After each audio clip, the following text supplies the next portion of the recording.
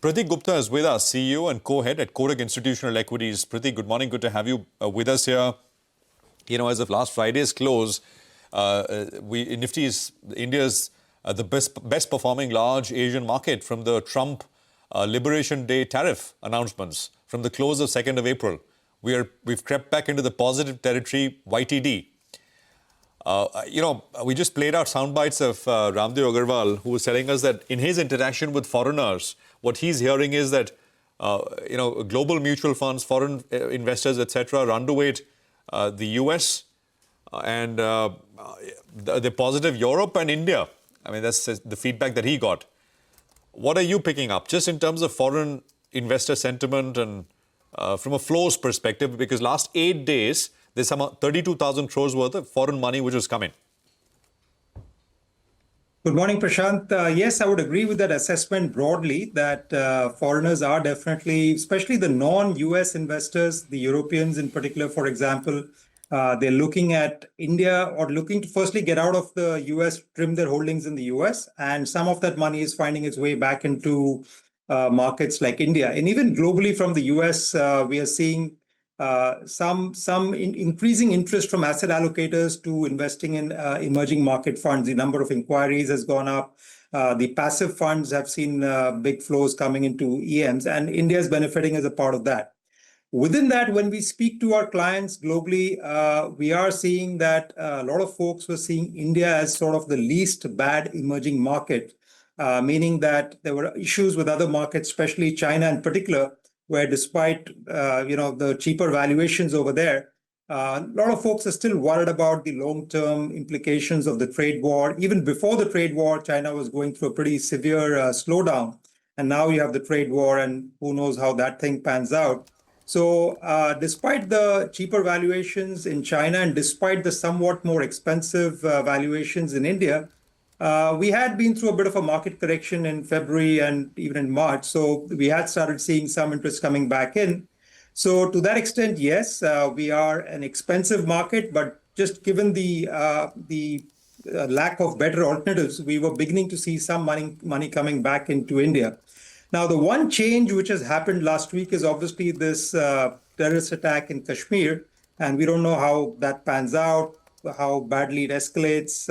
So that's something which is, I think, once again going to be a little bit of a fly in the ointment for the short term. But I think fundamentally we are moving in the right direction. Pratik, hi, morning. Good to have you on the show today. So if you're saying we're fundamentally moving in the right direction, if you could sort of give some further indication on that. If we leave aside the tariff issue, for an instance, leave aside what's happening on the security situation, let's just talk earnings, right? Because that's the bread and butter of any market. There, we still hear of several concerns. And I mean, look at the accidents this morning. I mean, NBFC is showing up some asset quality issues here and there.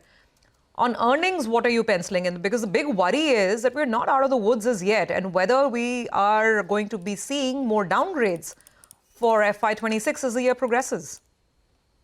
So, Surabhi, yes, on the earnings front, we've anyway been conservative for quite some time. And we have, even right now, I believe our estimates would be below the street estimates. At Kotak, we're penciling in about 12% earnings growth in FY26, followed by another 14% in FY27. And you're right, I think we are likely to see more earnings cuts. So maybe that 12% becomes, we end up being 9 or 10%, which would be in line with the nominal GDP growth. But I think what I meant where things are improving is things like, for example, the RBI is becoming a lot more, they're cutting interest rates given the decline in the inflation level. Liquidity is improving quite dramatically, and RBI is committed to providing more liquidity. The stance has moved to accommodative. And even from a regulatory perspective, RBI is becoming a lot more sort of business friendly and removing some of the onerous regulations. LCR, for example, has been pushed back and diluted. So one is the RBI stance. Second, I would say we've seen about almost a year of government capex being somewhat slow. And you've had a change at the helm in the finance ministry, 4 new secretaries coming in over there. So we think once again, the capex, the government capex cycle, which was anyway sort of picking up, will get a fresh with these fresh faces at the helm, I think you'll start seeing that being pushed through more aggressively.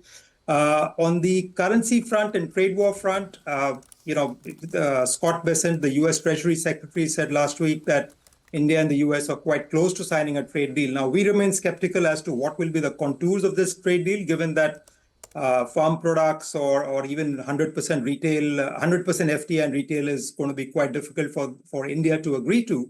But nonetheless, if they manage to work out something, that would be a pretty big positive. And then not to mention things like a normal monsoon, which should help. And so the point about earnings remains, and which is why we are not bullish on the market, but neither are we saying that we are in an extremely expensive zone. What's keeping us cautious right now is still the valuations. 10 days, 15 days back, we were beginning to get into slightly attractive territory. And the way the rally has happened in the last 10 days, again, we've become sort of more towards the expensive side once again. So again, we're back to being somewhat cautious again. Okay, all right. Hi, Pratik. Good to hear your thoughts. As always, a little bit cautious with a hint of optimism on select spaces. Let's talk about the changes that you've made, in your portfolio. Reliance Industries, that's one of the key reasons that we're holding in the green this morning. And the stock actually had seen a big correction of close to around 20%, and it wasn't holding one end up for the Nifty. But in the last couple of weeks, in fact, it's found its form. You'll have gone ahead and increased your weight out there. Give us the rationale. So I think the main reason for Reliance has been the improvement in the performance of its retail business, where some store rationalization and pickup in the retail revenues, that's really helped a lot. And not to mention the telecom business is doing well, potential for tariff hikes later this year. And also in the context of the overall market, where we think there will once again be a flight towards large caps. The small mid caps are no longer as attractive as they were perhaps 1-2 years back. So in that context, and also given the decline in global crude oil prices, that also helps. So with all of those considered, plus the strength in the retail business, the outlook for the retail business and the telecom business, given that the core petchem business is chugging along quite well, from a valuation perspective, Reliance is beginning to look attractive compared to the other options you have in the market, say in the consumer discretionary or consumer staples, or even IT services, where the stocks have come off, but there's a pretty sharp earnings downgrades happening over there. So in that context, that's the part of the reason for Reliance is again amongst the least bad alternatives out there within a model portfolio. That's the problem, right, Pratik? I mean, just to go back to what you said, 10% move and suddenly you're worrying about valuations because there's no help from earnings coming through. If there was a bit of lift from earnings, then you kind of sort of can, it gives you leeway. You can imagine higher multiples, etc., but that is just not there as of now. Do you think it'll be a second half story? It's possible. What's your sense? The RBI is not holding back in terms of helping on liquidity, etc. Maybe you need something. Those tax cuts, etc., perhaps will start to come in from May. The impact of it at the margin. I don't know how much though, but can it be a H2 story? Earnings. Prashant, yes, that's what we are banking on. We think it will be a second half story, not just one is obviously earnings. By then, hopefully, the worst of the earnings cuts would have been. We'll probably have a weak March quarter, possibly a weak June quarter as well. And September, December onwards, we start improving on a Q-on-Q basis and on a YOY basis. Projections are for a normal monsoon, so that should help as well. By then, I think the impact of the RBI rate cuts, the better liquidity environment, a more stable rupee, all of these things, and a lower oil price, lower commodity input prices for a lot of the companies, all that will start feeding in. The problem right now is we have a very, very weak demand environment, which has been continuing for the last 2-3 quarters. And as I said earlier on, with the weaker, the lower interest rate environment in India, plus, hopefully, you'll start seeing government capex picking up more steam, both central government and state capex picking up more steam by second half FY26. All of these things should hopefully start improving the overall earnings trajectory. And the markets, yes, you're right. We're once again back to almost 21 times FY26 earnings. Again, trading at almost a 95% premium to China, for example, the MSCI EM index.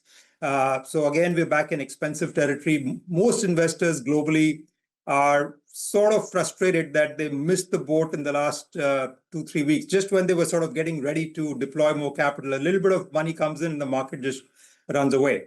So a little bit, again, back in the sort of neutral to cautious zone again.